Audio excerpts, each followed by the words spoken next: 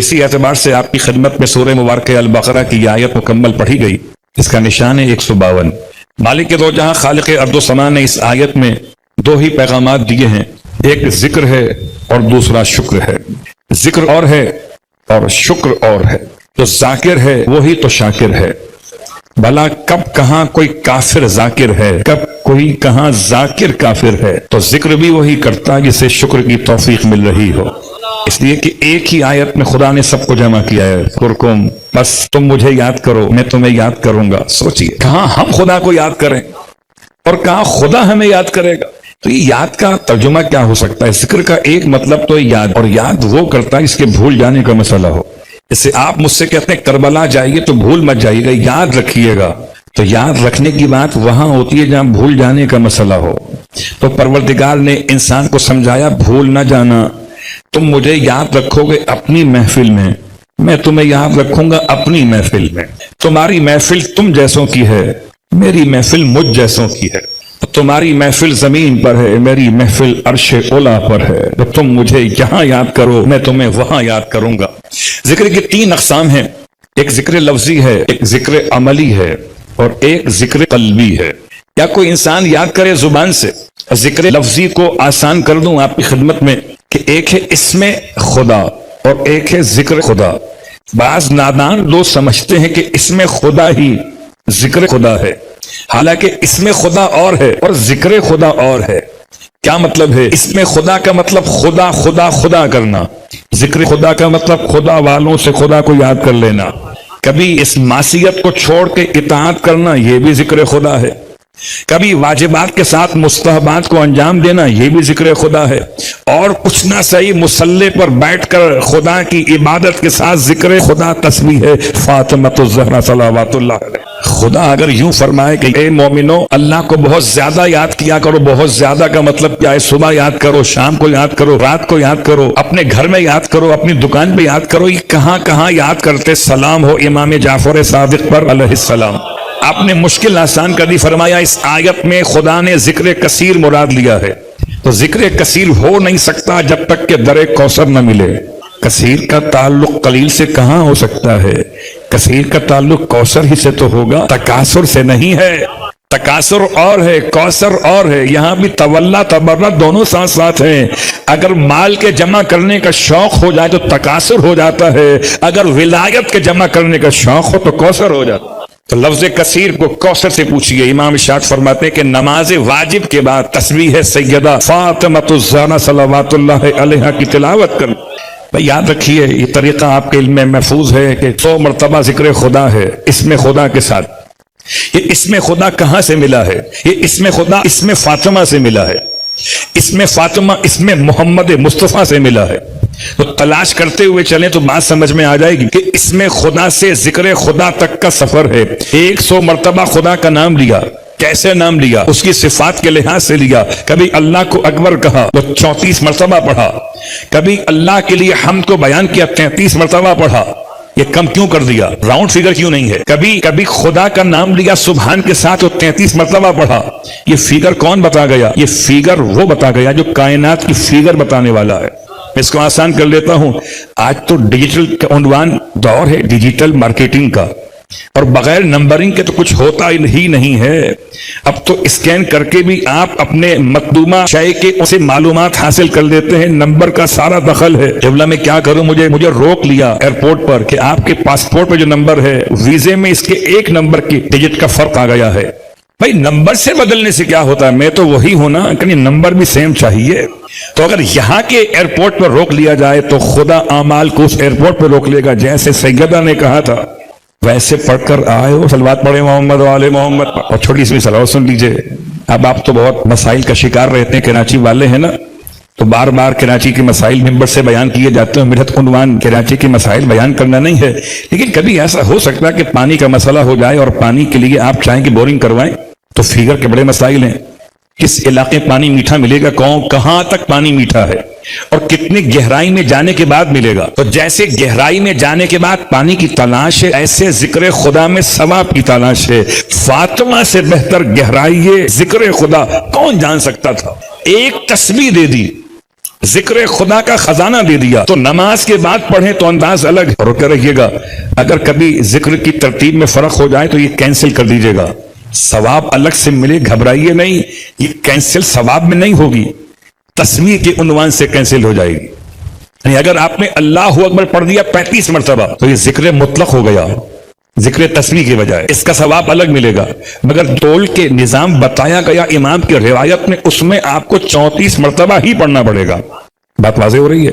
چلیے اس کو اور آسان کر دوں. کبھی رکوع سجود میں اگر آپ ذکر خدا پڑھنا چاہیں تو یاد رکھیے گا کہ ایک مرتبہ یا تو سبحان ربی العظیم وبحمدہ، 1 یا 3 یا 5 یا 7.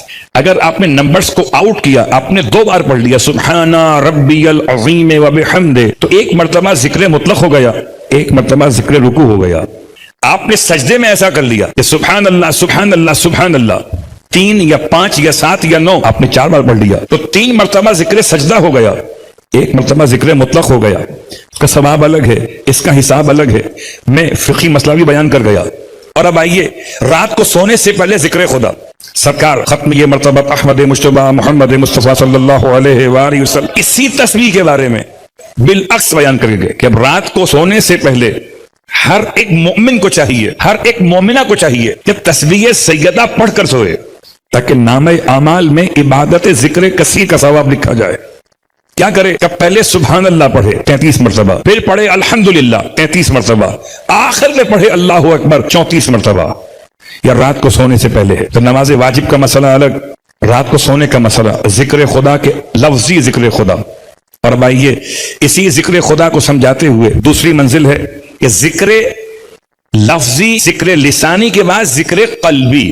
کوئی دل سے ذکر خدا کرے، ہو سکتا ہے زبان سے کچھ نہ کہے، اسمبا خدا، ورنہ گونگے انسان کیسے ذکر خدا کرتے؟ ارے شکم مادر میں بچہ ذکر خدا کیسے کرتا؟ اللہ اکبر. کوئی اور کرے نہ کرے، مگر یہ تو بالکل واضح ہے کہ جس کو خدا اپنا بناتا ہے وہ شکم مادر میں ہو تب بھی ولی رہتا ہے، شکم کعبہ میں ہو تب بھی ولی رہتا ہے، دوش محمد پر ہو تب بھی ولی علی رہتا ہے.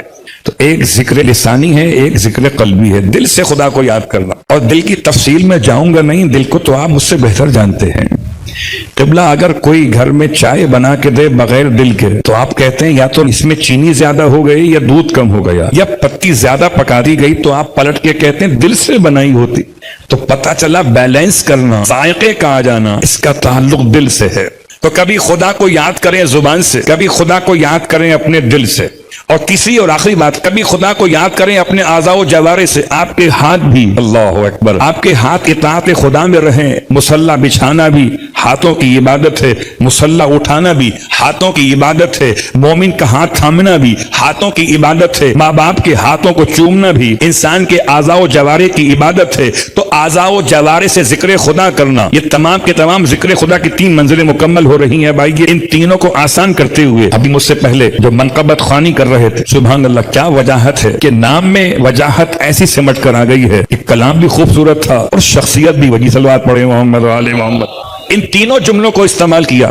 اب مشہور روایت پڑھ رہا ہوں آپ کی خدمت میں تاکہ مسئلہ آسان ہو جائے. اللہ کے رسول کے گھر کا واقعہ ہو کہ اللہ کے رسول سے ملنے کے لیے آئے ہیں اور اپنی بیٹی سے ملاقات کرنے آئے ہیں. حضرت عائشہ کے والد گرامی ہیں حضرت ابوبکر. اور اب آنے کے بعد ان کی شخصیت آپ سب جانتے ہیں کہ ملاقات بیٹی سے کر رہے ہیں اور اتفاق سے اس وقت گھر میں موجود ہے اللہ کے رسول کے امیر المومنین بھی. تو ملاقات بیٹی سے کر رہے ہیں اور چہرہ علی کی طرف ہے. ایک آدھ دفعہ تو حضرت عائشہ نے اس بات کو محسوس کیا، سوال نہیں کیا. جب یہ بات کچھ تبدیل ہو گئی تو فرمایا اپنے بابا سے کہ بابا کیا بات ہے، آپ مجھ سے ملنے آئے ہیں، بات مجھ سے کر رہے ہیں. اور دیکھتے علی کے چہرے کو تو ارشاد فرمایا انہوں نے کہ میں اللہ کے رسول کی حدیث پہ عمل کر رہا ہوں. کون سی حدیث پہ عمل کر رہے ہیں بابا بتائیے؟ اللہ کے رسول نے فرمایا النظر الی وجہ علی ابن ابی طالب عبادت. علی ابن ابی طالب کے چہرے پر نگاہ کرنا عبادت ہے. 4 چیزوں پر نگاہ کرنا عبادت ہے. ان میں سے پہلی بات تو آپ کے سامنے آ گئی. دوسری بات خانہ خدا کو دیکھنا عبادت ہے. تیسری بات کلام خدا کو دیکھنا عبادت ہے. چوتھی بات اپنے ماں باپ کے چہرے کو دیکھنا عبادت ہے. تو اپنے گھر میں رہیں تو ماں باپ کے چہرے کو دیکھنا. یہ بھی روایت اللہ کے رسول کی حضرت ابو ذر بیان کر رہے ہیں. بیٹھے ہیں خانہ کعبہ کے صحن میں مسجد حرام میں، کبھی کعبے کو دیکھتے کبھی مولود کعبہ کو دیکھتے. لوگ منتظر ہیں کہ ابو ذر کوئی حدیث سناؤ. ابو ذر مستقل دیکھ رہے ہیں. پوچھا کیا کر رہے ہیں؟ کہا عبادت خدا کر رہا ہو. کتنا حسین منظر تھا جب کعبے کے ساتھ متصل پیغمبر کا وجود تھا اور پیغمبر کے دوش پر کھڑے ہو کر بتوں کو توڑ رہے تھے تو کعبہ بھی ساتھ تھا اور مولود کعبہ بھی ساتھ تھا. اور کیا کہنے، اگر قرآن کی زیارت بھی عبادت ہو تو قرآن ساتھ ہو، علی ساتھ ہو، کعبہ ساتھ میں ہو، سب سمجھ میں آ گیا. لیکن عجیب بات ہے، والدین کو دیکھنا عبادت، اس پہ کوئی سوال نہیں ہے. جب بات امیر المومنین کی آئی تو سوال آ گیا. اتنا سا جواب ہے، والدین کو دیکھ کر عبادت خدا ہو سکتی ہے، اگر کعبے کو دیکھ کر عبادت خدا ہو سکتی ہے، اگر کتاب خدا کو دیکھ کر عبادت خدا ہو سکتی ہے، تو ولی خدا کو دیکھ کر عبادت خدا کیوں نہیں ہو سکتی؟ کتاب سمجھ میں آ گئی، گھر سمجھ میں آ گئے، اماں ابا سمجھ میں آ گئے، علی سمجھ میں کب آئیں گے؟ صلوات پڑھے محمد وآل محمد. تو اب جب اللہ کے رسول کی خدمت میں جناب عائشہ پہنچی تو ان سے سوال کیا کہ یا رسول اللہ، آپ نے فرمایا کہ یہ حدیث ہماری ہے کہ علی کے چہرے پہ نگاہ کرنا عبادت. تو سوال فرمانے لگی، یا رسول اللہ، عبادت تو ایسی ہونی چاہیے نا جو ہر دور میں مستقل رہے.